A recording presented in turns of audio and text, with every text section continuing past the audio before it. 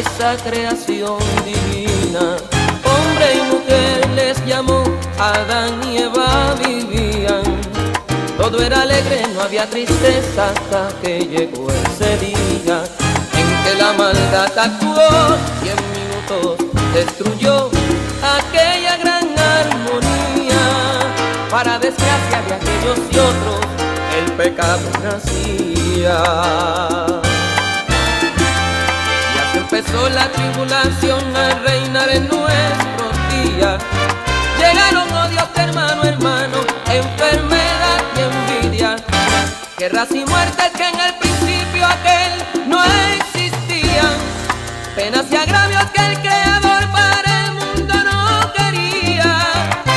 En Génesis aquel de amor poco a poco se convertía en motivo de promesas para el final de los días, y Cristo llegó a este suelo para servirnos de guía hacia la felicidad, la tierra prometida.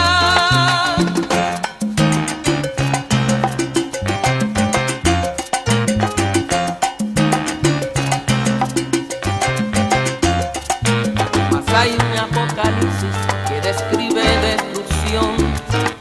Todo humano será expuesto a las garras de un dragón, ese que habita en nosotros, que nos aleja de Dios, quien nos tiene tan envueltos en el odio y el rencor. Hermano, vamos a extirparlo de nuestro corazón, que ondee una sola bandera en la tierra de paz y unión. El Génesis, aquel de amor, poco a poco se convertía en motivo de promesas para el final de los días, y Cristo llegó a este suelo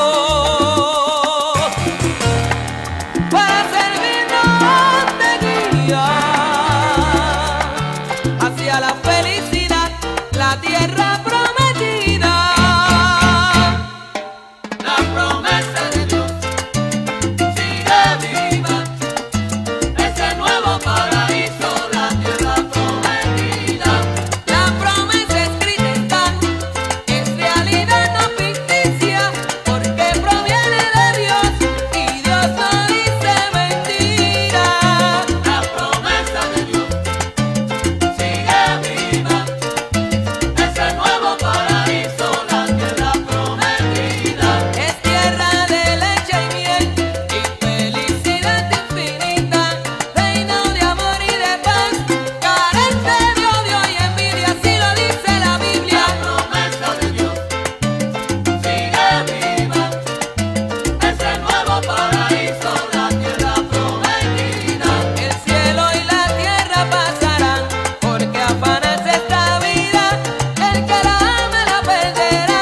Busca existencia divina en la tierra prometida. La promesa de Dios sigue viva, ese nuevo paraíso, la tierra prometida.